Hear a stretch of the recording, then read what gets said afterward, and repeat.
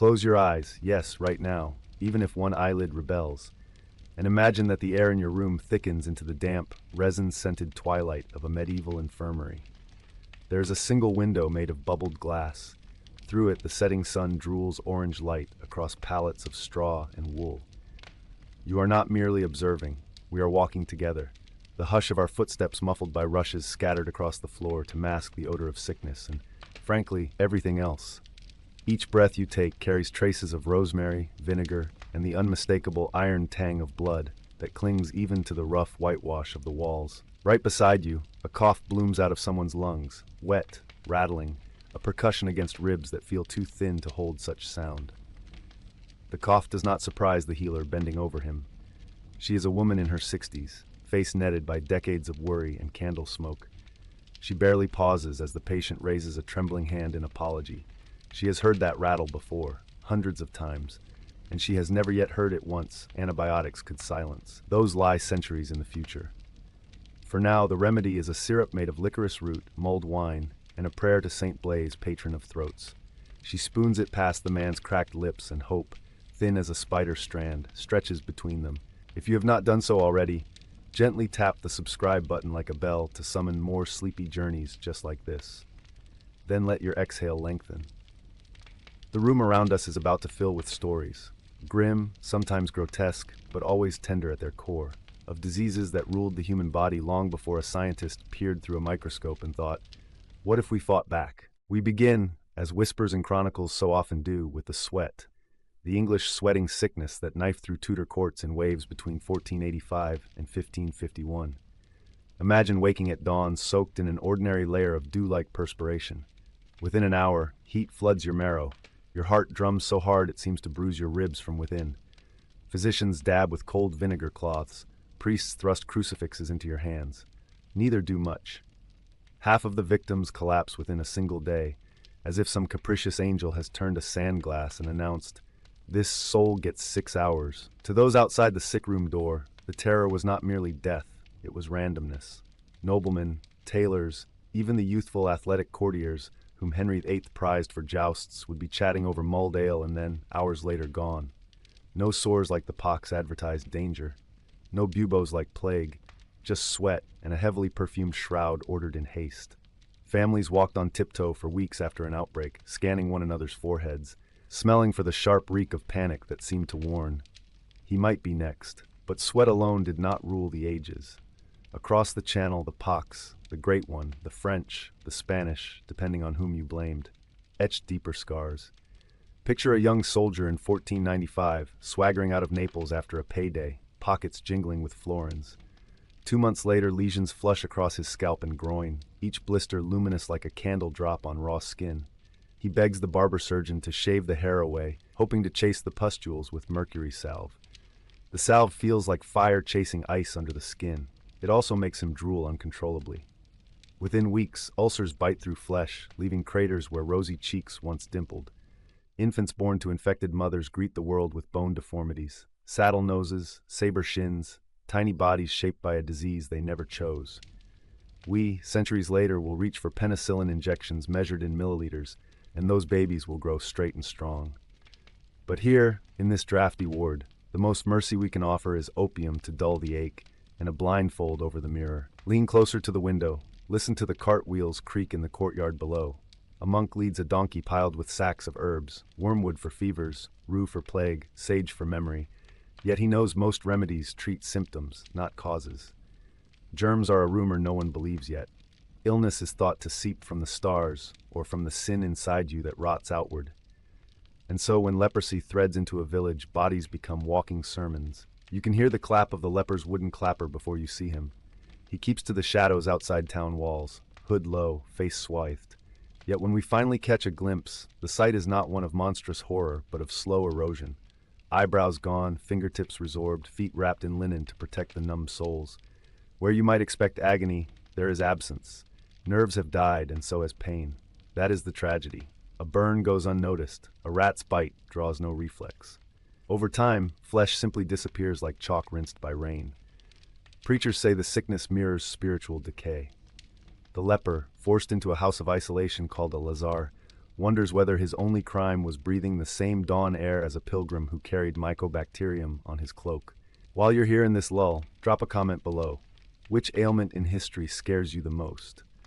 Your thoughts keep these midnight rambles lively, and they guide where we voyage next. Perhaps to a score of Roman soldiers crippled by malaria along the Tiber, or to a ship's surgeon lancing scurvy gums in the roaring southern ocean. The candles sputter. Across the aisle, a child whimpers against her mother's chest.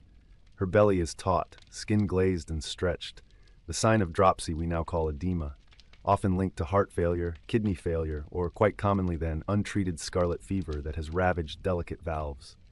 The healer kneels, binding warm wool soaked in onion poultice around the girl's legs, hoping sweat will draw fluid down and out. She murmurs charms stolen from Galen and gilded by local superstition. As this wool drinks dew, so may thy limbs drink life. The mother repeats it like a lullaby, but every syllable cracks.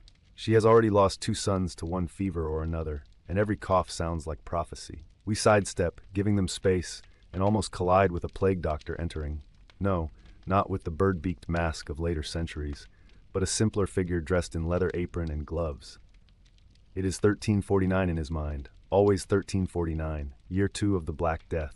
He carries a pomander ball packed with labdanum, rose petals, and a fearsome dose of camphor. The scent floods the hall, assaulting noses so that no one can smell the sweet rotting stench of ruptured buboes. He examines a new patient whose neck glands rise like plums under the skin. Lance and cauterize, he orders. A hot iron, brought straight from the brazier, sears the incision. Pus hisses. Somewhere outside, church bells toll an oratio mortis, a prayer for the dying, so often that the notes bleed into background like birdsong. In nights like these, sleep itself is medicine. People sip poppy seed milk, steeped an hour until it clouds like moonlit river water. They whisper to one another that if they can only drift off before the fever climbs, the illness may pass them by, as though death is a door-to-door tax collector, easily fooled by closed shutters. When morning comes, survival feels like miracle. When it doesn't, priests chalk crosses on the lintels and move on. And so the wheel turns. A quick pause, stretch your fingers, maybe wiggle your toes under the blanket, and if this gentle descent into antiquity's aches has eased your mind, hit the like button so the algorithm knows others might rest easier too. Let us finish tonight's watch with consumption, tuberculosis, which poets will one day romanticize as the beautiful fade. Pale cheeks, bright fever eyes, slow artistic languor. They will not mention how lungs drown in their own blood, how every exhalation can launch invisible bullets to anyone within arm's reach, nor will they see the disinfected gowns and UV lights that future hospitals employ. For now, a consumptive patient wraps a red scarf over her mouth, not for warmth, but to hide the stains. She keeps a little notebook of her poems under the pillow and taps her foot to a rhythm only she can hear, perhaps the last dance she will ever attend. The healer instructs her to sit near the pine forest on mornings when mists roll off the hills. Mountain air, he insists, can heal what city vapors spoil.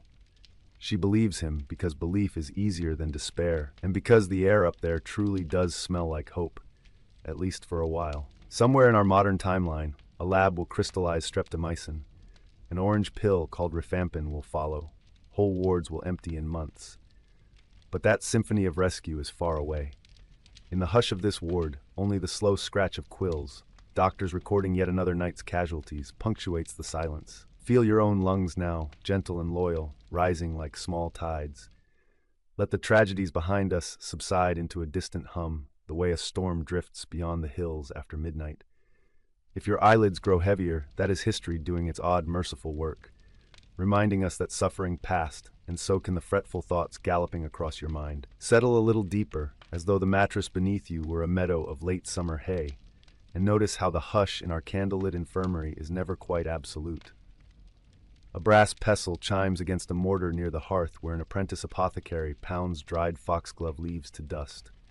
Somewhere farther off, hooves clatter over cobbles, a courier galloping to announce yet another parish quarantined by order of the bailiff. And above all these sounds hovers a faint, rhythmic drone, human breath inches from fever, each inhale and exhale resembling the weary swell of a tide. Tonight we step beyond the sweating sickness and the pox, beyond consumption and leprosy, into pestilences that stalked skin, blood, and brain alike. Diseases so merciless that centuries later, their very names still shiver in folklore. You and I will examine them not from a scholar's remote parapet, but shoulder to shoulder with the patients who endured them. Farmers, nuns, beggars, queens.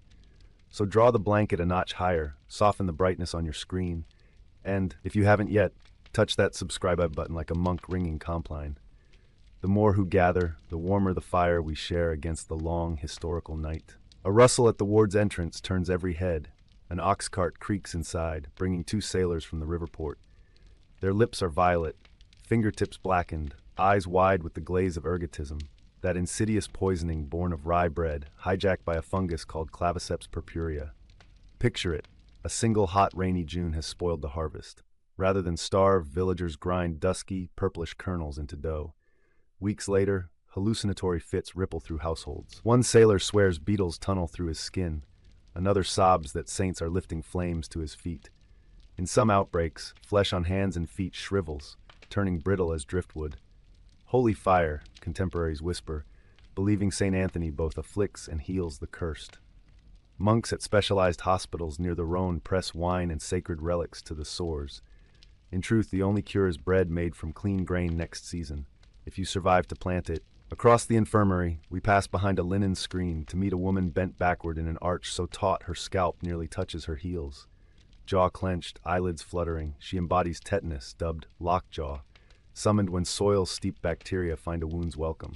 Without muscle relaxants or modern ventilators, a medieval physicus wields but a handful of tools: valerian, opium, warm baths, and prayer litanies that ask St. Apollonia to unlock the teeth.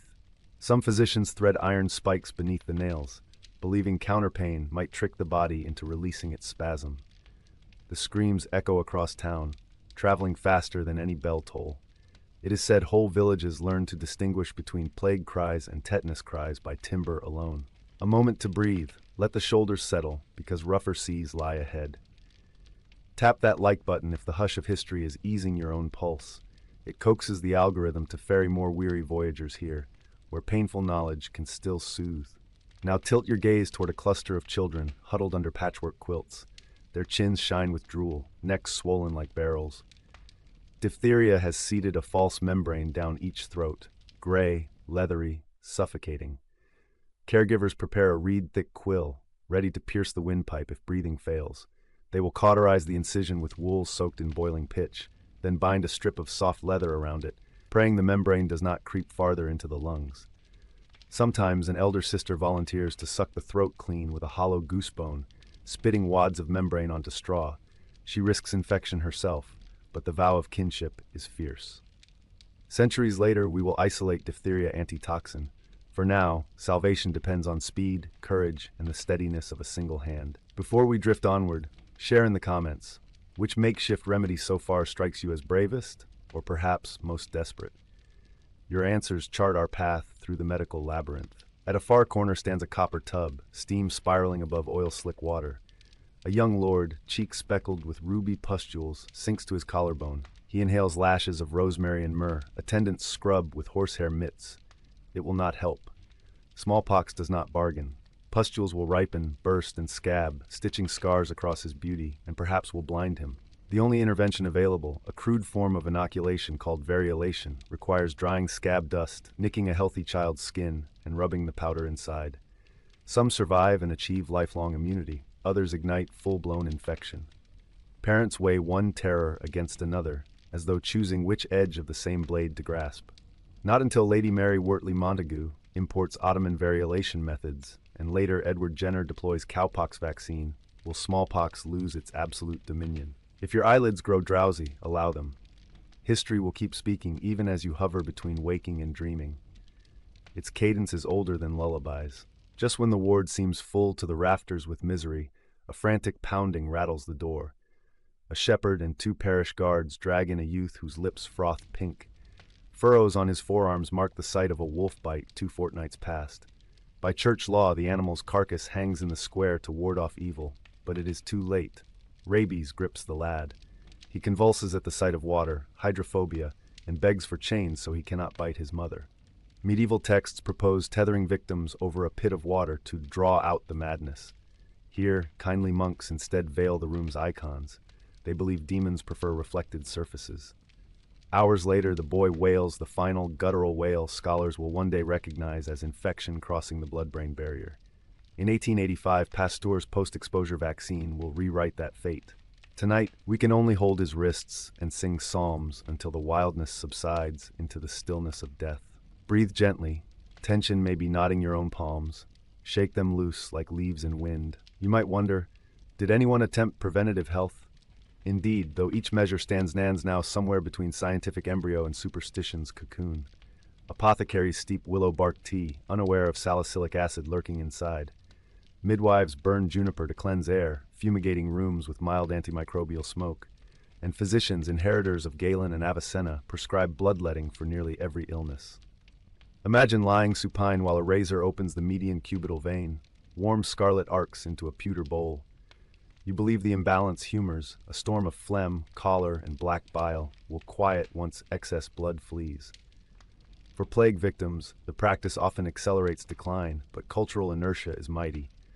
Only when William Harvey maps the circulatory loop will Europe question whether draining life might inadvertently hasten death. Quick reminder, if these inky corridors of medicine intrigue you, save the video so slumber will always find its path back here. The labyrinth waits patiently for your return. Our final bedside tonight belongs to a pilgrim slumped beneath a pilgrim's scallop shell badge. Her joints balloon, and a trace of white crust rims her lips. Scrofula, or the king's evil, a tubercular infection of lymph nodes. Across England and France, monarchs claim divine power to cure it by touch. Queue lines stretch for miles. Silver coins stamped with royal profiles dangle from necks as talismans of hope. Some swellings do subside, likely those caused by less virulent bacteria, but many rupture, weep, and scar. Still, faith persists longer than lesions, because in a world without antibiotics, believing that Majesty's fingertips channel heaven is more bearable than believing nothing at all.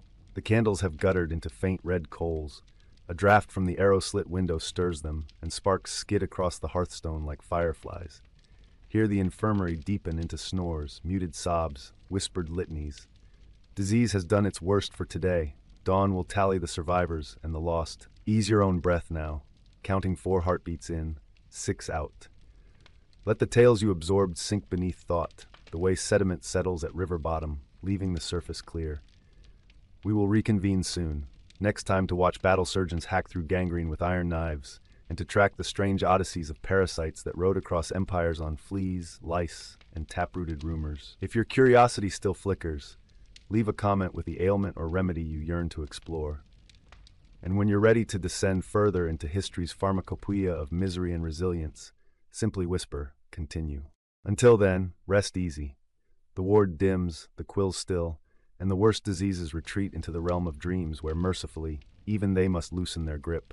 A hush like powdered snow falls over the makeshift field hospital, though the summer night beyond is still shrill with crickets. Lanterns swing from lances rammed point down in a ring, their flames turning every bandage the color of molten honey. You arrive barefoot across trampled rye, toes tingling with dew, the air thick with iron and camphor. No one acknowledges rank here. Knight and scullion lie shoulder to shoulder on straw pallets, united by the incandescent ache of wounds that may yet fester into horrors you and I have only begun to comprehend. Lean closer, feel the heat rolling off bodies, because tonight we leave the closed infirmary behind and stand among surgeons who keep time not by bells but by heartbeats, each thud announcing whether flesh will live or surrender to rot. Should you value journeys like this, touch that subscribe bell the way a monk palms a relic. Delicately but with purpose, so you'll be summoned when the next tale unfolds. And if the gory details make your pulse race, whisper a comment below. Confession is, after all, a balm the algorithm loves as much as any scribe. The clang that opens the drama is not steel on steel but steel on bone, a bone saw biting through a thigh thick as oak. Gangrene is the executioner, its stench unmistakable, sweet, buttery, nauseating. A surgeon in a leather apron braces the limb against his hip, with no chloroform, no ether, speed is anesthesia. His saw strokes in frantic harmony with an assistant's tourniquet twist. 8 strokes, 9, then the wet crack as marrow yields. The stump is plunged into scalding pitch to cauterize vessels, a hiss so sharp it seems to slice the night. If maggots have already settled, no one removes them. Paradoxically, they cleanse the wound, eating only dead tissue. Yet should Clostridium perfringens, the gas gangrene germ, take hold, muscle bubbles like beer, skin crepitates, and the surgeon may have to amputate again, higher, until the disease runs out of body to devour. A rivulet of blood snakes toward your boot. You step aside and nearly collide with a boy no older than 13. Sweat polishes his cheeks. He clutches a ceramic mortar filled with crushed henbane and wine. The draught will lull the patient's screams into mumbles, though too much may push him across the thin frontier between sleep and eternal quiet. Dosing is guesswork. Surgeons mark lines inside their own drinking horns as crude measures. More than one orderly has awoken to find half the camp silent, not healed, merely overdosed. Farther down the line, a man with a punctured abdomen curls like a shrimp. Surgeons fear opening bellies. Once bowel contents meet air, peritonitis will bloom.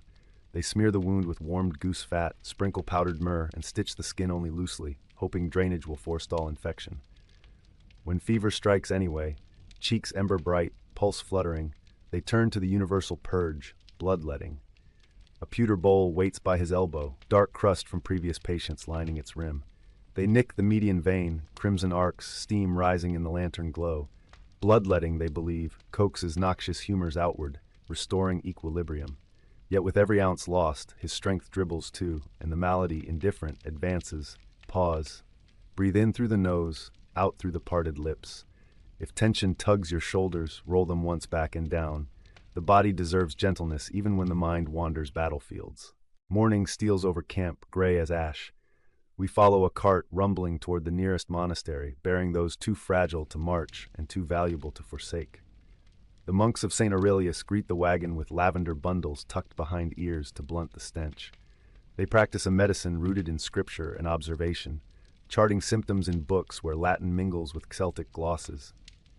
Here, amid stone cloisters, we meet afflictions that traveled not by sword, but by rat and louse. In a cramped dormitory, a novice records temperatures with his wrist. Forehead cool as clay?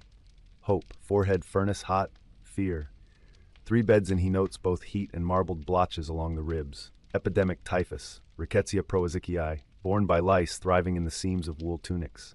Victims slip into delirium, reciting tavern songs one moment, hallucinating angels descending the rafters the next.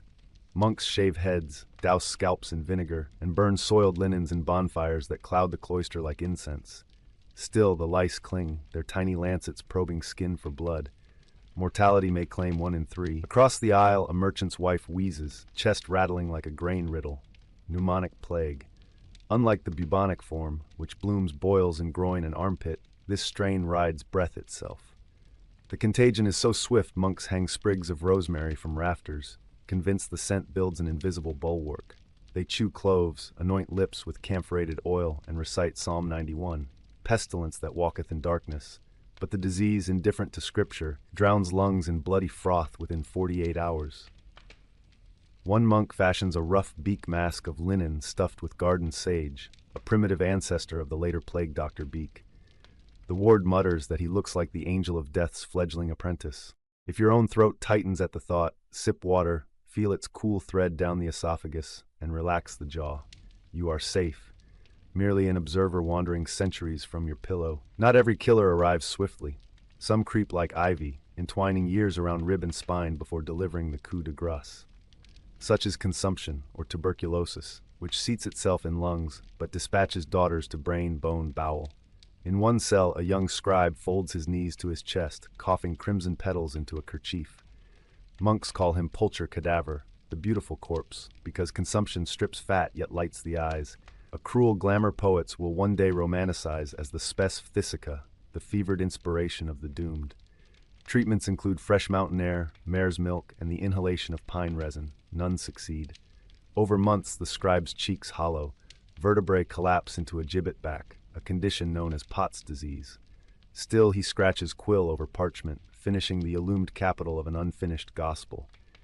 His letters wobble, but endure long after his final breath, the ink outliving the hand. Contrast that slow fire with the blazing comet of Erysipelas, St. Anthony's fire, again but distinct from ergot.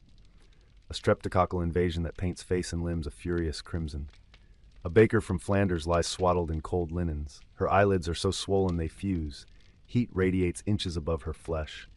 Sisters lay leeches behind her ears, believing to draw off heated blood. They chant over her, ora pro nobis. If the infection reaches the bloodstream, she may lapse into septic shock. Should she survive, years later she will recall the sensation like standing skin-bared before a forge. At Vespers, the Abbey bells toll. Evenings, monks steep willow bark in meadowsweet for patients whose agony outstrips prayer. Salicylic acid, the ancestor of aspirin, lurks inside both plants, but the extraction is crude, dosages vary wildly. Nonetheless, some find blessed reprieve, limbs loosening under the bruise-warm quilt. Others retch, stomachs upset by tannins, and beg for cold spring water instead. Trial and error is the only laboratory available. Every dose is both experiment and gamble. If this chronicle stirs gratitude for modern pharmacies, tap the like icon. Its faint digital glow helps others stumble upon these midnight corridors. Let us venture outside beneath a sky salted with stars. You smell beeswax and wet stone. Here in an open courtyard, monks treat maladies not of pathogen but of parasite. A row of pilgrims stands barefoot in a shallow trough of water where blood flukes, schistosoma, have burrowed into skin. Using seashell scrapers, monks peel scabs to let corrupted humors drain. The flukes, unseen, have already laid eggs that will lodge in liver and bladder, but medieval optics cannot detect such futures. Nearby, a nun dusts children's scalps with powdered brimstone, hoping sulfur will chase off ringworm, a fungal intruder. The powder wafts like yellow smoke. Children sneeze, giggle, scratch anew. Treatment repeats weekly, faith paired with persistence. And beyond, in a dim alcove, the hospital's sole barber cages a pair of fleas between thumb and forefinger to exhibit during lectures. He explains how murine typhus rides their bites, unlike bubonic plague's preference for black rat fleas. His audience, apprentice physicists drawn from wealthy families, jot notes on vellum scraps. Knowledge accumulates like candle drips, slow, uneven, precious. Now pause, close your eyes, listen to the chorus. Frogs from the moat, a distant crofter's lullaby, the intermittent moans behind us. Let it flow through the ribcage and suspend there, as though the heart were a small lantern and these sounds its fuel. Midnight, a bell rings thrice. The gate opens to riders escorting a woman swaddled head to toe. She is 8 months pregnant and burning with puerperal fever, childbed fever, that scourge of maternity before hand-washing became sacrament. Even esteemed physicians roam ward to ward, autopsy to delivery, bare-handed. Streptococci hitchhike beneath fingernails.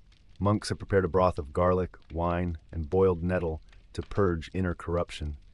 They shave her pubis, wash her with vinegar, and utter novenas. If the placenta has retained fragments, they attempt manual extraction, unknowingly driving bacteria deeper.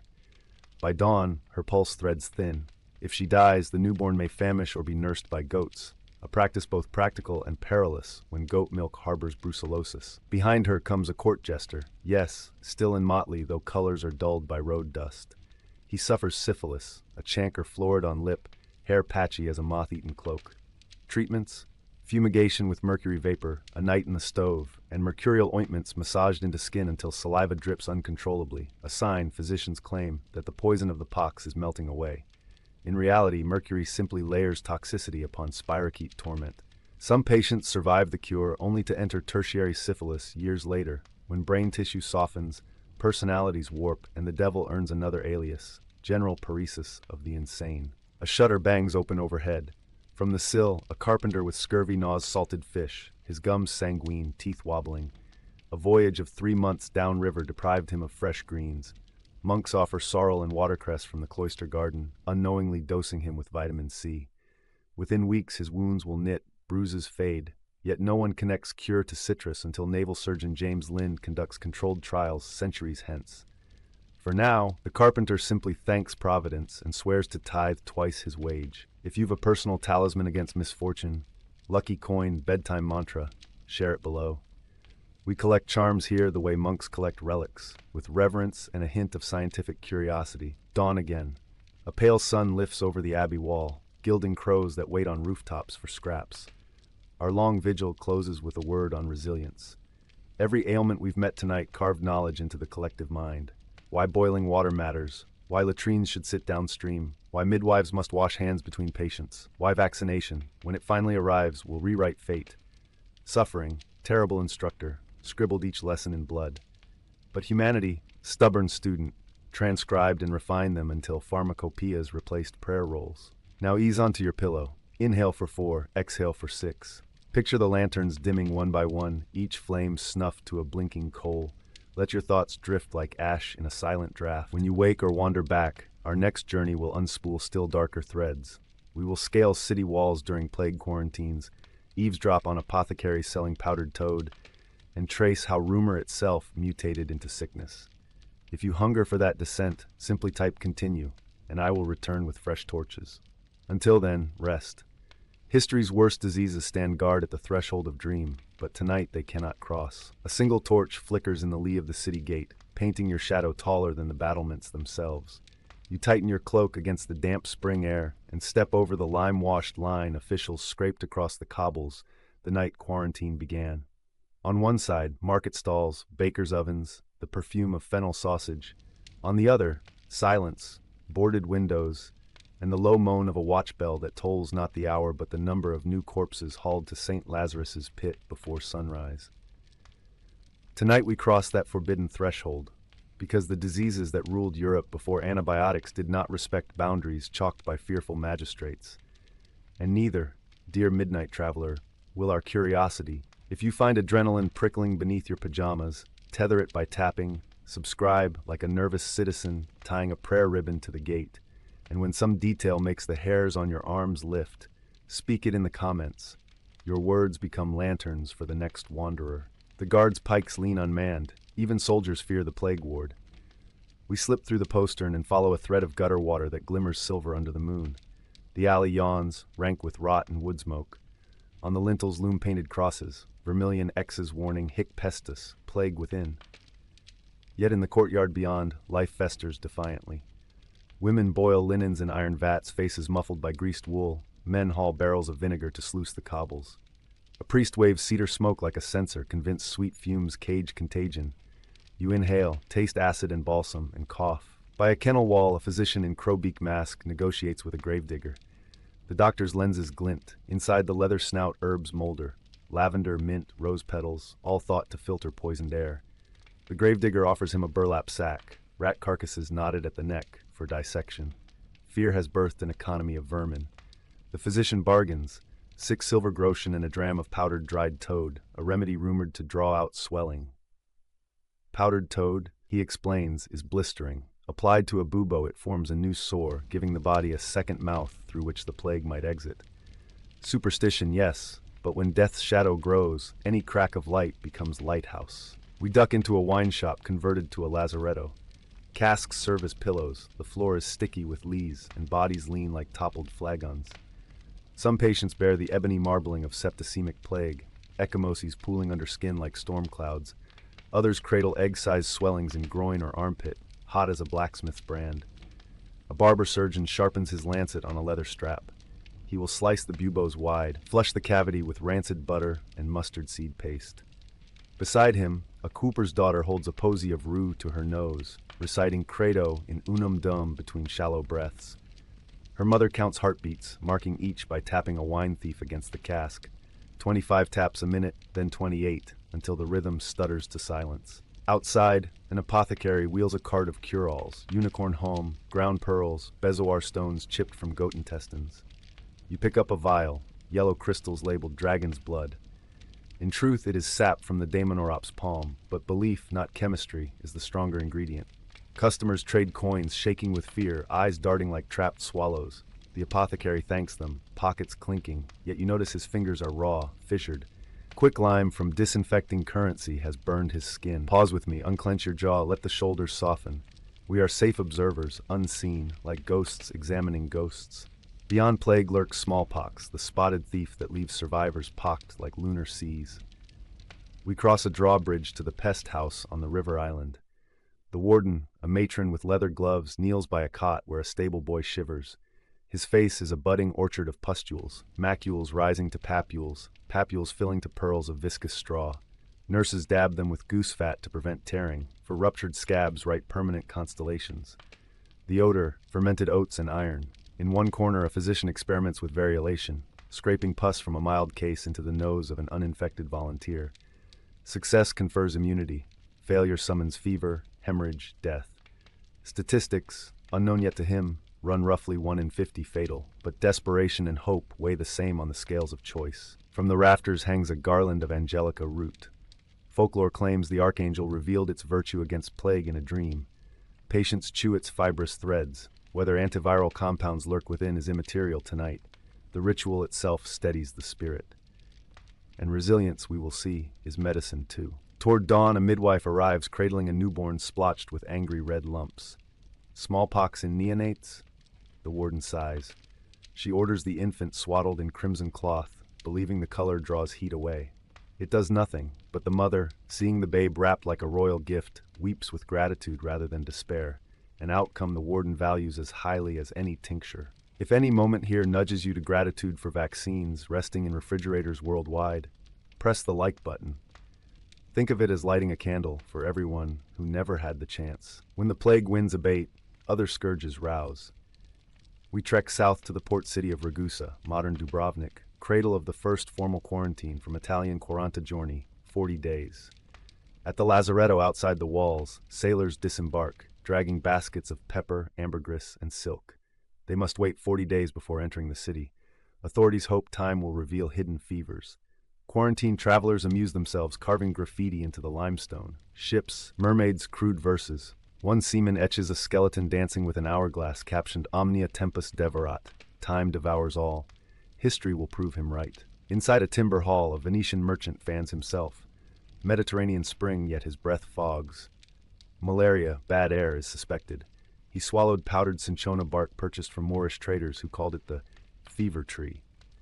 Quinine laces that bark, though he knows only that bitterness sometimes quells chills. The dose is uneven. His sweat smells of old pennies. A monk records his progress, noting rigors at the 3rd hour and a lull at the 7th, trying to discern the tertian versus quartan pattern that might align with humoral theories of imbalance. Meanwhile, at the waterline, dockhands haul barrels of vinegar to wash ship hulls. They scrape barnacles harboring bilge rats but overlook mosquito hatcheries and stagnant puddles between stones. Disease, cunning, hides in what eyes glaze over. We climb the city wall for respite. Below, catapults lob lime powder onto refuse piles, a civic attempt at deodorizing. Above, starlings swirl, drawing invisible whorls that mimic bacterial colonies under a lens yet to be invented. You exhale. Let your thoughts mimic those birds. Rise, wheel, settle nowhere. Another carriage rumbles in, this one cloaked in secrecy. Its passenger, a Contessa rumored to suffer leprosy, Hansen's disease, though some whisper it is merely psoriasis too severe for courtly eyes. She is whisked to a leprosarium beyond vineyards. There, patients ring little bells to signal approach. The chime is at once warning and plea. The Contessa's first lesson, humility. A friar greets each inmate with a kiss upon the cheek, defying contagion to honor dignity. He treats lesions with chomugra oil, sticky, pungent. Modern hindsight tells us its fatty acids slow Mycobacterium leprae replication. The friar only observes that some knots in skin soften after months, while others never yield. In the chapel, stained glass saints glow ember bright over pale congregants. One hymn rises, voices fragile yet sweet, proof that while bacteria scar flesh, they cannot muzzle song. The Contessa's veil quivers. Perhaps she wonders whether exile here is curse or harsh mercy. Outside, rumors thicken faster than infection. Townsfolk blame leprosy on carnal sin, on eating hot foods, on bathing too seldom or too often. In river water, demons haunt. Rumor is itself a pathogen, mutating as it spreads. To watch it travel, we track a gossip peddler, a toothless woman selling gingerbread shaped like coffins. At each door, she trades sweets for stories, and within hours, the Contessa's name becomes corrupted into legend. Some claim she is a witch whose touch melts gold, others that she is a saint whose tears cure fever. Thus misinformation blooms, as unstoppable in pre-antibiotic Europe as any bacillus. If you've ever traced a rumor to its root and found only tangled weeds, share in the comments. Confession loosens knots, superstition ties. By late summer heat, the city's gutters crust with ordure and peach pits. Enter dysentery, the bloody flux. We follow a water carrier ladling river water into earthen jars. He boasts that he adds a copper coin to each jug. Copper, he swears, keeps the worms away. Whether by oligodynamic effect or luck, some households served by his route suffer fewer deaths. At the infirmary, patients recline over wooden commodes, bodies drained as wineskins. The remedy, blackberry cordial thickened with chalk dust to firm stools, opium suck sticks to numb cramps. Physicians debate whether the illness travels in water or air. One posits invisible animalcules swimming the current. His colleagues scoff. It is 1600, microscopes mere curious. Yet he orders water boiled anyway, birthing a practice centuries ahead of germ theory. Opposite the flux ward, a mathematician lies glassy-eyed with typhoid, dreaming calculations. Typhoid Salmonella typhi feasts inside intestines, its hallmark, rose spots upon the trunk. Nurses starve him on barley water, believing food fuels fever. Paradox, fasting weakens him further. The bacterium cares not. His delirium spins constellations on the ceiling. Before antibiotics, 3 out of 10 succumb. Should he live, he'll recall none of these equations. Memory often leaves with the fever. Night again, rain tambourines on shingles, torches gutter, and we slip through a postern arch into the necropolis outside town. Gravediggers stack coffins like cordwood, thin planks, no metal screws, easier for earth to reclaim. Atop one box, a physician-philosopher sketches Dread's lineage, from miasma to microbe to molecule, yet undreamt. He theorizes a future where invisible war is waged by tinctures distilled from mold, an alchemy of salvation. His peers laugh, toast bread over an open grave unmoved. But you and I know his prophecy. Penicillin, streptomycin, vancomycin, names to be whispered long after plague bells rust. We leave him there, ink staining his cuffs, and head toward the extinguished horizon. Behind us, the worst diseases of pre-antibiotic Europe still flex ancient claws, but each catastrophe chisels a stair toward cure. Humanity trips, bleeds, climbs again. In another part of the world, Chinese herbalists test fermented soybean broth against boils. In the Americas, Aztec healers grind chilies that inhibit bacterial growth.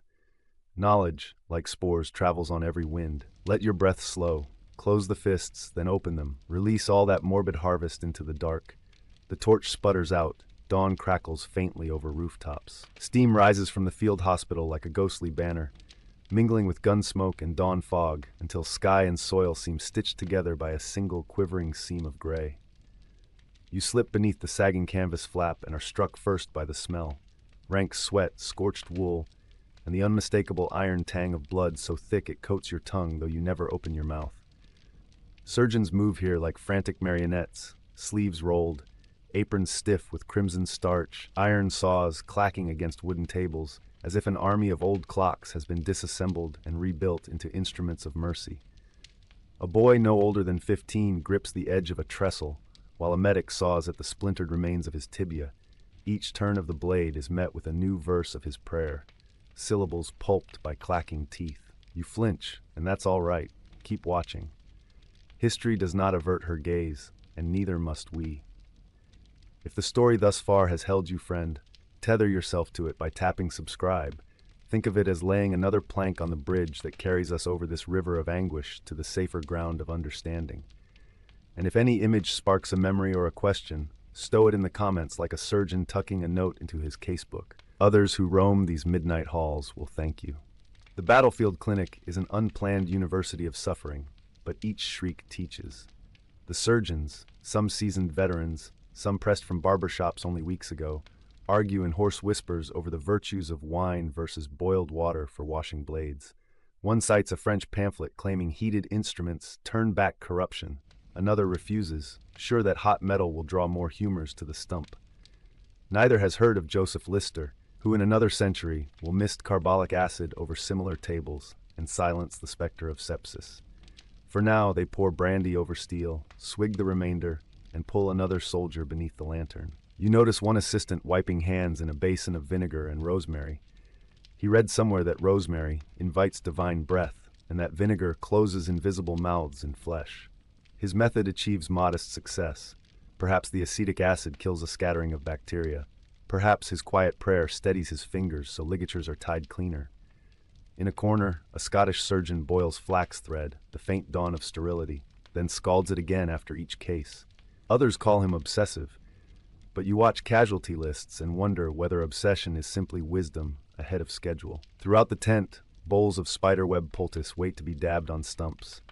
Apothecaries fetched webs from cellar rafters at dawn. Mixed with honey and spirit, they form a sticky compress. Folk medicine sings their praises for staunching blood, and scientists yet unborn will confirm that raw silk hosts antibacterial enzymes. Even error may hold a seed of truth, one day to sprout under the lens of a microscope. Outside, the war is less a chess match than a contagious fever leaping trench to trench. Dysentery, which we glimpsed last night, thrives in latrine pits, but in these ranks something new prowls. Gangrene that travels faster than a galloping horse. Surgeons call it hospital rot, and for good reason. Men limp in hale enough to joke and collapse hours later blackened from hip to heel. The culprit, Clostridium perfringens, relishes crushed flesh and mud-packed wounds. Lacking oxygen, it blooms invisible petals of destruction. The only cure, radical amputation high above the line of blotched skin. We follow stretcher bearers toward the picket line, where they scour grass for bodies still breathing. One soldier tries to stand, slips, reveals a bayonet wound seeping bubbles, gas escaping tissue like foul champagne. A bearer slashes his trouser to release the hiss, then sprinkles a bright yellow powder, burnt alum and charcoal, standard escharotic paste, to cauterize from within. Whether it works is a gamble. You will learn that nothing short of blade or miracle arrests this gangrene. The bearers move. There is no time to tally bets. Farther on, an ordnance wagon brims with gunpowder bandages. Surgeons believe dusting wounds with powder, then sparking it shut, will both sterilize and seal. At dusk, we watch a demonstration. A corporal lies rigid while a medic whispers apology and drops a taper. Flames lick the gash, flesh sizzles, and a stench like roasting pork drifts over the row. The corporal does not scream. Smoke fills his lungs first. Later, if he survives burn shock, infection may still claim him, but observers nod, impressed. In the absence of data, spectacle masquerades as proof. Even war cannot halt commerce. A wagon vendor arrives flogging Peruvian bark elixir, claiming it cures ague, flux, and foetid rot. The elixir is mostly rum laced with quinine, brutally bitter but effective against malarial fevers now stalking the marshy rear camps. Officers buy casks, planning rations, but soldiers pilfer sips between sorties. The vendor also sells Greek white lead paste, touting it as a salve for boils. Unbeknownst to him, lead will merely poison tissue, yet the paste earns coin because its chalky mask hides ugliness, out of sight, out of mind, until kidneys fail. You note another merchant hawking mummy powder, ground from imported Egyptian cadavers. He swears its ancient vitality resurrects the half-dead. Some surgeons mix it into poultices, others snort at the cost. Across the yard, a grinning orderly lances an abscess with a penknife, sprinkles mummy dust, and ties a rag. 3 days later, the patient indeed rallies, likely coincidence, but the orderly becomes a convert, preaching his new faith to the infirm. Belief multiplies faster than proof. Are we so different now, chasing miracle cures across midnight feeds? Tap that like button if you've ever scrolled through dubious remedies at 3 a.m., searching for hope in a bottle. Night folds in, but our tour is not done. We leave the bivouac and travel to a seaside fortress converted to a typhus ward. Lice scurry the seams of every mattress. The scratching is near constant. Nurses shave heads, douse bodies in vinegar, yet rashes bloom red as poppies across pale abdominal plains. One attendant burns rosemary and sulfur, convinced smoke drives lice away. Another steeps uniforms in scalding seawater, then hangs them over fire pits. Mortality drops fractionally. Correlation becomes gospel. Typhus fevers climb like ivy, curling around the brain until delirium sprouts. A captain convinced he is Achilles attempts escape, brandishing a leg splint as spear. Quiet orderlies lash him to his cot. Physicians resort to cold water treatments, immersing patients in barrels of river water to shock fever downward. Some drown before reviving, others jolt awake, pulse slowed, and recover. Outside the fortress wall, townsfolk erect a shrine to Saint Roch, patron against plague, leaving offerings of bread shaped like sore-covered limbs. Prayer and hydrotherapy, 2 rivers feeding hope. A young nun records cases, noting that those bathed earliest fare best. Unwittingly, she drafts the first semblance of a clinical trial. She lacks mathematics to parse it, but the pattern is plain as a sunrise. Months later, her notes will guide protocol. Douse fevers before the rash crosses chest. Even amid carnage, knowledge knits. Come, we retire south to a Benedictine abbey where monks preserve older cures. The herbarium smells of wormwood and chicory. Illuminated manuscripts depict mandrake men uprooting themselves, lungs of lizards ground into balm. Yet between such curios, a chapter on moldy bread compresses glimmers. Scribes describe wrapping wounds in bread left to grow noble rot. They believe the green floss pulls corruption outward. Centuries hence, Fleming will likewise spy penicillin's halo, but these monks, content with modest results, thank God and shelve the scroll. One frail brother demonstrates honey and copper salve for spear punctures. Honey draws fluid, copper salts antagonize bacteria. Again, proto-antibiotic wisdom hiding beneath liturgical chant. Patients from nearby villages trek here, trading eggs for poultices. The monks tally cures in the margin, 3 of 5 restored, 1 returned to dust, another stolen by fever. In this ledger, humility eclipses hubris. The healers concede failure, which is itself a rung toward discovery. They also practice isolation, quartering the sick in stone cells, whose windows open only onto the cloister garden. Aromatic herbs dangle in bundles overhead. Conversation travels via a sliding board through the wall.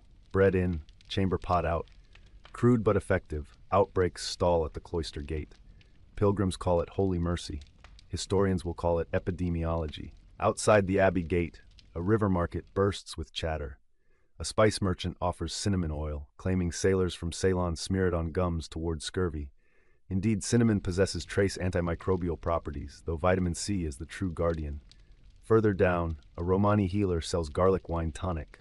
Garlic smashed into sour wine left 3 days under moonlight. Lab studies centuries hence will unveil Allison's potency against bacteria. For now, drinkers report easier breathing, fewer boils. Again, the pattern: nature whispers cures, humanity must learn the dialect. You sip a sample, the tang jolts your palate. The healer grins, gold tooth flashing, and advises reciting 7 psalms while drinking for balance. Ritual multiplies remedy, mind and body dual contagion in tandem. If this duel ever helped you, if a placebo eased pain, share below. Honesty is a balm none can counterfeit. We close the night at a graveyard chapel, where a physician with ink-stained sleeves addresses apprentices by lantern glow. He speaks of a dream. One day, tiny beasts that devour us shall in turn be devoured by crafted powders. He sketches on wood, a circle enclosing rods and spheres, his imagined microbes, then arrows bending back, labeled arsenical dyes, red mold filtrate. He cannot yet conjure sulfa drugs or antibiotics, but the idea glimmers like dawn beyond the stone sill. He turns to you, for in this story you are both witness and apprentice, and says, observe everything, doubt everything, record everything. Compassion is memory given purpose. You nod, feeling the chill of responsibility. Knowledge is a torch, but it burns the bearer first. The lantern gutters. Somewhere a rooster pronounces the hour in a cracked crow. You step into the courtyard, the sky has paled to pearl. Behind you, the worst maladies of a pre-antibiotic world still scheme, but so too does human ingenuity, lacing errors with flashes of brilliance like stars amid storm clouds. Stretch, let the breath slip slow. Notice fingers unclenching. You have witnessed horrors, yet in each corner sprouted a green shoot of tomorrow's cure. A reminder that darkness contains its own antidote, the stubborn spark of inquiry. A rat scurries between your boots, you freeze. Its coat is oily with river mud, and its belly distended, 2 lumpy spheres where fleas cluster, sucking warmth before dawn chill fades. Each flea might carry the plague bacillus we witnessed in the quarantine quarter, yet here the rat need not cross city gates. It lives among grain sacks and bakery crumbs, ferried by wagons that stitch medieval Europe together like ants trading fungus. Ragusa, Bruges, London. Plague caravans know them all, and human commerce oils the axles. We follow the rat along a gutter, toward the exchange row, where bankers tally ledgers by candle, despite the hour. Why so early? Because rumor says a Portuguese ship moored last night bearing casks of pepper and whispers of an outbreak in Lisbon. Merchants scramble to hedge cargo futures, but their frantic quills also fling droplets of spittle onto parchment, breeding grounds for Yersinia pestis that may have hopped ship in a flea's belly. Markets like microbes flourish in panic. Across the square, the Steelyard Guild hires rag pickers to burn old burlap sacks, yet the piles smolder damp, exhaling a fog that mingles with morning haze. Children chase each other through it, coughing. Watch as one boy pauses near the fountain, scratches his armpit, then sips water ladled by a bucket boy who never rinses his pail. Plaque and cholera clasp hands. We glide south into the silk dyer's quarter, where vats of indigo steam like cauldrons in a witch's yard. Workers haul soaked skeins across their shoulders. Blue rivulets snake down wrists, hiding bruises from repetitive lashings of the shuttle. The foreman swears ale wards off faintness from dye fumes, so each break he pours tankards of lukewarm brew. Shared mugs swirl with saliva. Enter tuberculosis, consumption, the white plague, whose bacteria drift in aerosol as workers laugh over bawdy jokes. The dyers are young, healthy, but they labor 12 hours in damp cellars. TB thrives in such lungs. A cough erupts, dry, hacking, persistent. A journeyman wipes crimson spatter from his palm onto a spindle, embarrassed. Moments later, he sings harmony to keep morale high. Each note seeds the air with invisible rods. 2 aprons down, an apprentice inhales. Incubation begins. 6 weeks, perhaps 6 years. TB is patient. Later we'll meet him again, gaunt, cheeks hollow, eyes blazing with the fever's strange luminescence. Beside the dye house sits a tumble-down cleric's hospice. Nuns there brew fresh air tonic, pine resin boiled in milk. They lead consumptives to a rooftop garret where the mingled reek of city smoke and tar is deemed restorative. One sister hangs woven screens smothered in garlic sap, claiming it eats the pox of lungs. Modern labs will prove allicin modestly bacteriostatic, but dosage here is guesswork. Still, some patients rally, crediting prayer over garlic. In medicine, cause and comfort often share disguises. Ahead rises the public conduit, a marble fountain where servants queue with ewers. Water at dawn is clear, but by noon slurry laps at the stone lip. Horse droppings, tannery runoff, laundry suds. This is the cradle of cholera, though no one here has yet named the Blue Death. For now they call it the mort de ventre, death of the belly. The mistake begins in the morning when a fishmonger's wife rinses eel entrails in the basin. Vibrio cholerae flourish in brackish gut slime. By evening, 2 laundresses puke rice water vomit behind a wine shop. At midnight, one is dead, limbs curled like parchment in the hearth's last glow. Watch how the contagion travels when fear is absent. A coopper ladles water into his cart barrels, sells pints at the corn market. A baker kneads dough with the same water, trapping death in tomorrow's loaves. Parishioners carry jugs to the church font for baptisms. Within 48 hours, cholera hums beneath every doorstep, but the merchant district upstream fed by well water. During the next council meeting, patricians blame excess fruit in poor diets, prescribe cinnamon cordial. It masks stench, not disease. Yet note one apothecary stirring chalk and opium into syrup for cholera victims. Chalk slows diarrhea, opium calms spasms. Mortality on his street drops by 1/10. He pens notes, posts them on his door.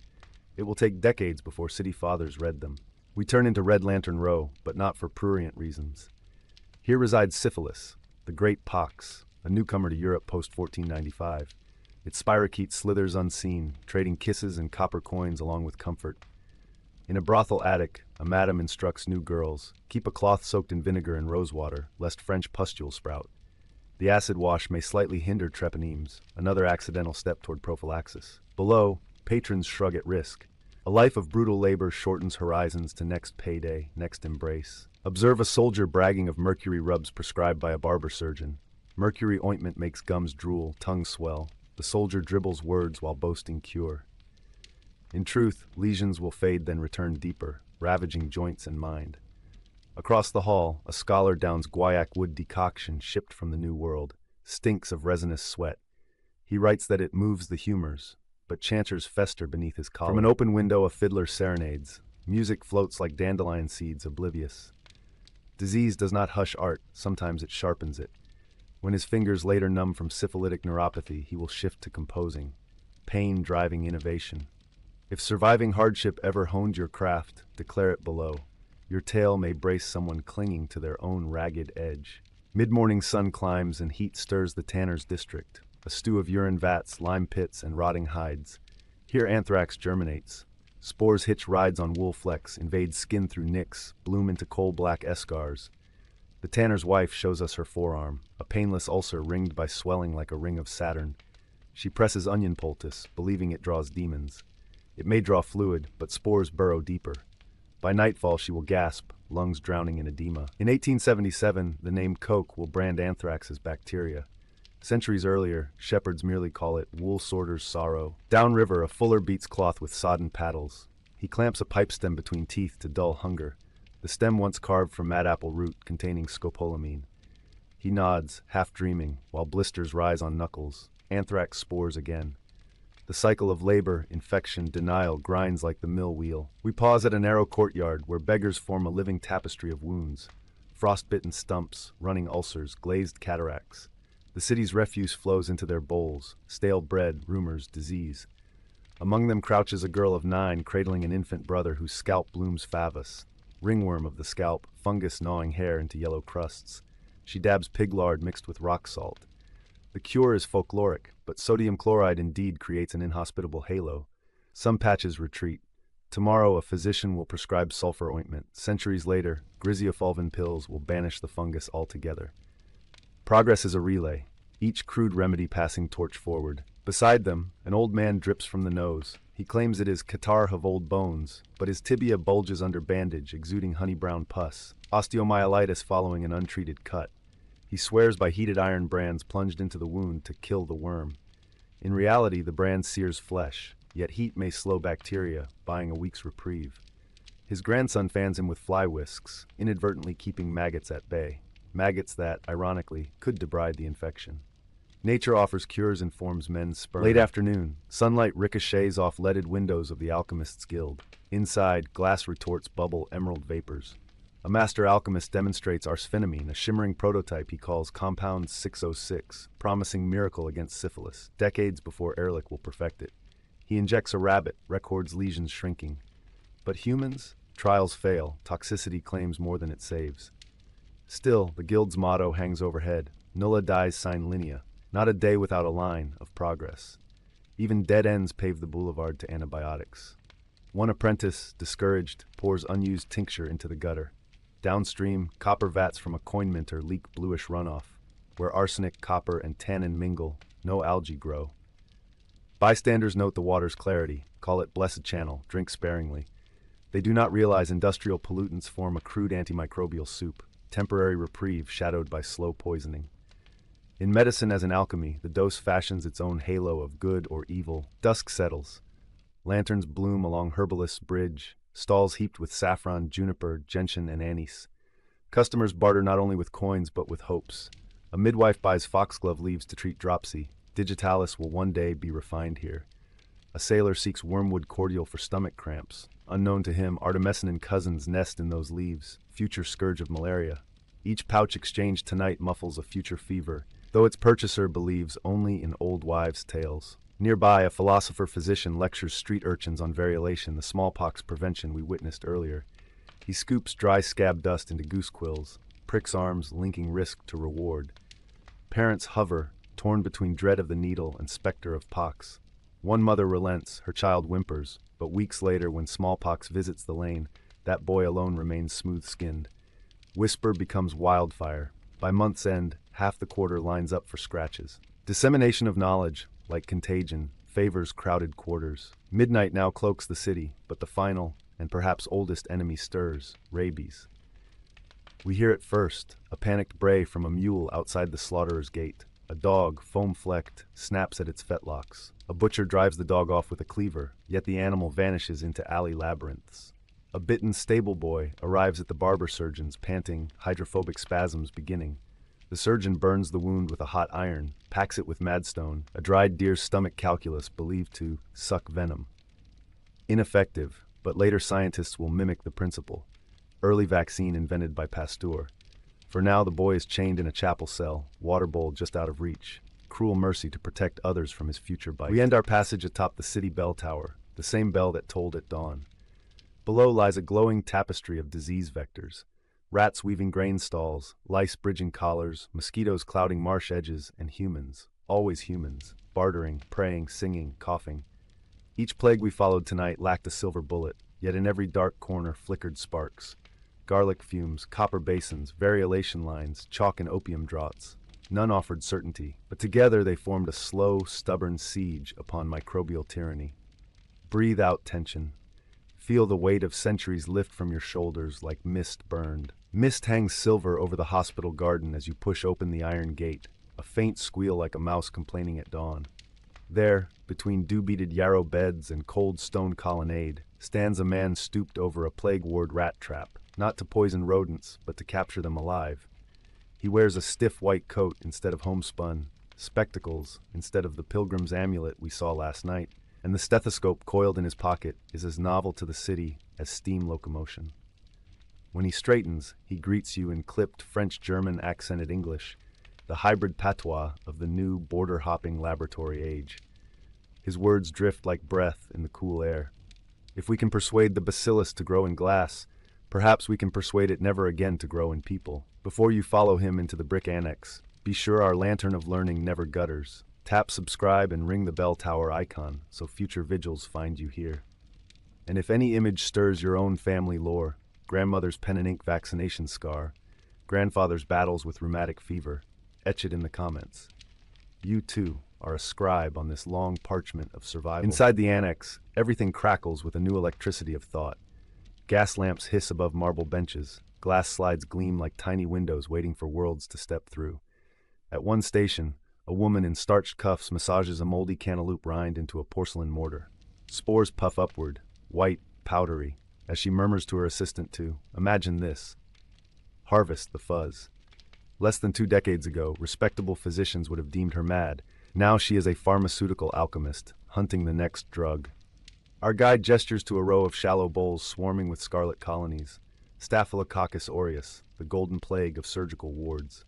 In one bowl, a pale blue halo surrounds a fluffy island of mold. No bacteria dare invade that ring. Here lies the embryo of penicillin, the accidental blessing that Englishman Alexander Fleming glimpsed in 1928. But in this annex, the year is 1940, and a wartime doctor named Florey races to turn that fuzzy miracle into injectable salvation before grenades can claim more soldiers than sepsis does. Watch how they feed the mold. Cow whey thickened with corn-steeped liquor, stirred by wooden paddles. Watch how they strain the broth through muslin sieves, extract, purify, cool. Every flask vibrates with possibility. No chant, no pilgrim badge, no garlic fumigation, simply chemistry. A conjuring that feels like sorcery only because humanity has never wielded such leverage against microbes before. In the next room lies a row of rabbits with shaved flanks marked in numbered squares. Technicians inject each patch with penicillin solutions of different strength. They monitor for swelling, jaundice, death. Safety is the gatekeeper of hope. Nearby, a beaker catches yellow droplets dripping slowly from a vacuum still. 5 milliliters of concentrated lifesaver. It would treat half of one adult infection. The mathematics are daunting. Tens of thousands of liters of culture to rescue a single ward. Yet already tinkerers in Peoria, Illinois have coaxed a mutant strain, Mary Hunt's famed Moldy Mary cantaloupe, that yields 200 times more drug. The numbers will tip. Listen, down the hall, an orderly wheels an asepticemic policeman, pulse thready, temperature raging. He receives 160 milligrams of the elixir, everything the annex can spare. Overnight his fever breaks, but the supply dwindles too quickly. After 5 days, the infection rebounds and the man dies. The autopsy report lands on Florey's desk like a lead weight, yet the scientists do not despair. They calculate. He needed more drugs sooner. Scale production. Save the next. Tragedy refines the blueprint. We leave the annex, stepping into a tram that rattles toward the sulfonamide factory on the city outskirts. Smoke stacks belch gray snakes, but through the haze you glimpse banners. Prontosil saves lives. It was 1935 when Gerhard Domach, a German pathologist, inoculated mice with lethal streptococcus, then dosed them with bright red azo dye. The mice lived, scarlet-stained but breathing. 4 years later, his own daughter pierced her finger with a sewing needle. Infection streaked up her arm. Surgeons prepared to amputate. Domach gambled on his dye. 30 injections later, she recovered and kept her hand. Here is industry's response. Rivers of aniline, vats big as cottages, conveyor belts conveying scarlet pills to every sanatorium with a budget. Sulfa is no miracle. Resistance emerges, allergic rashes bloom, but the concept is seismic. Synthetics as weapons. Inside the plant, nitric acid bites your nostrils. Workers in rubber aprons ladle fumes into steel columns. Diazotization, coupling, crystallization, alchemy and assembly line cadence. A siren shrieks, someone's mask slipped, first aid medics sprint. The cost of progress, chemical burns, toxic lungs. Yet each pallet of pills shortens hospital corridors of sorrow. Daylight fades as we board a train clicking east to the sanatorium on the mountain rim. Elevation 5,000 feet, air thin and pine-scented. Here we will confront the white plague we tracked in the dye house, tuberculosis. In the 1880s, Koch named its culprit. In 1921, Calmette and Guerin offered BCG vaccine, but cure still eludes. Or did, until a soil sample from a New Jersey farm yielded streptomycin in 1943. Enter Selman Waksman, the Ukrainian-American microbiologist who believed earthworms' dirt might hide antibiotic gold. He and his graduate student Albert Schatz sifted 10,000 actinomycete cultures before number 49 produced a zone of death against TB bacilli. Like penicillin's halo, but this one targets the fortress cell wall of Mycobacterium. We climb polished oak stairs to an isolation ward where snowlight slants through mullioned windows. Patients lie in deck chairs, blankets to chins, staring at peaks rose-glowing under sunset. Doctors once preached heliotherapy, sun to scorch bacilli. Now they pin final hopes on streptomycin vials kept on ice. You watch a nurse push 1 gram intramuscularly into a woman whose cough rattles like dice in a wooden cup. Her eyes close, pain flares.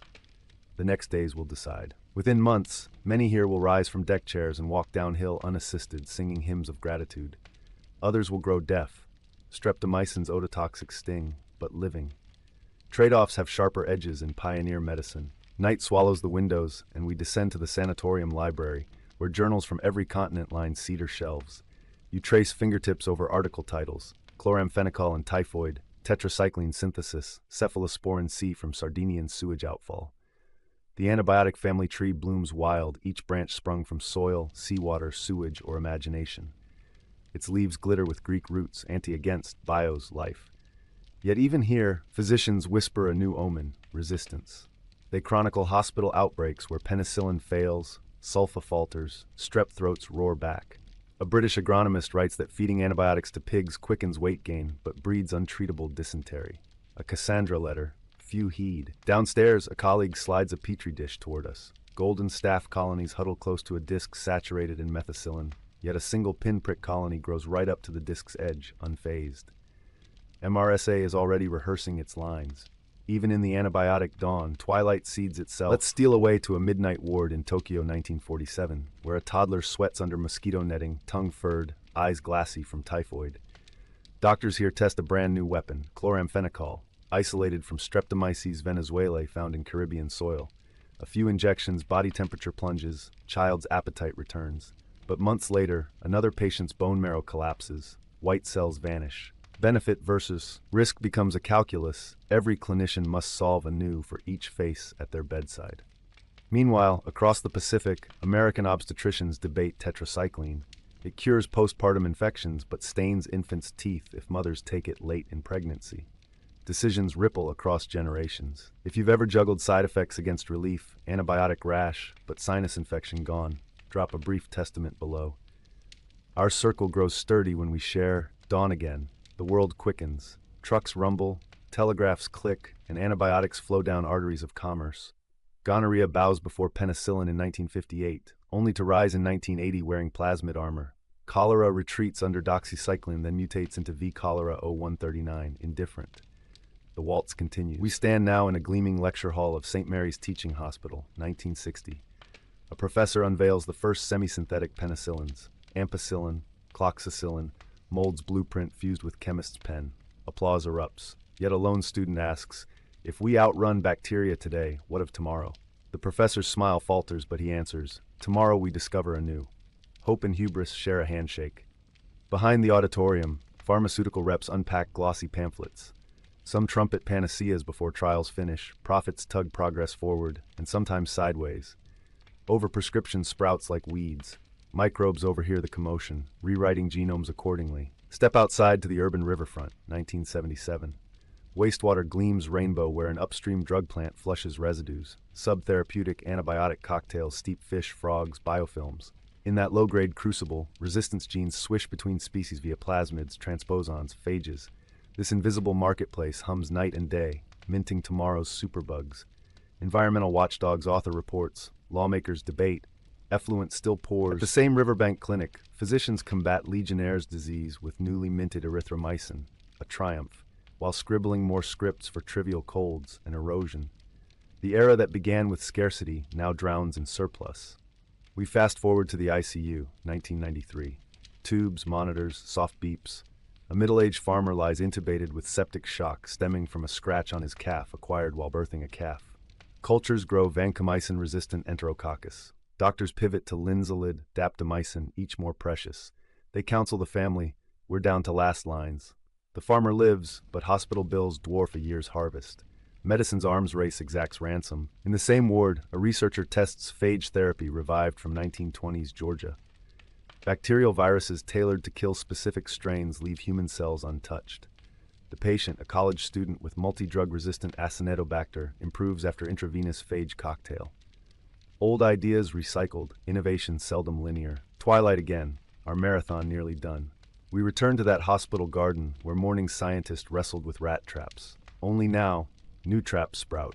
Gene-editing CRISPR constructs that snip resistance cassettes.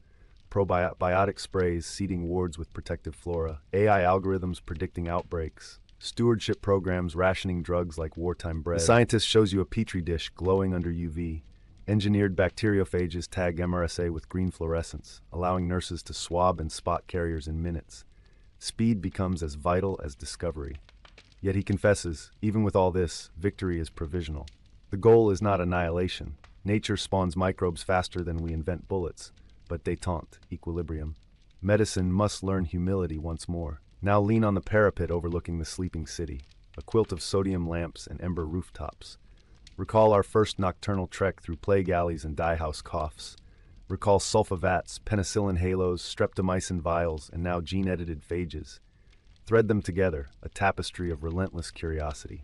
Each generation inherits two legacies, disease and the unfinished library of responses, and adds its own margin notes. So dear night traveler, keep your lantern trimmed, question prescriptions, honor vaccines, champion sanitation, respect microbes' ingenuity.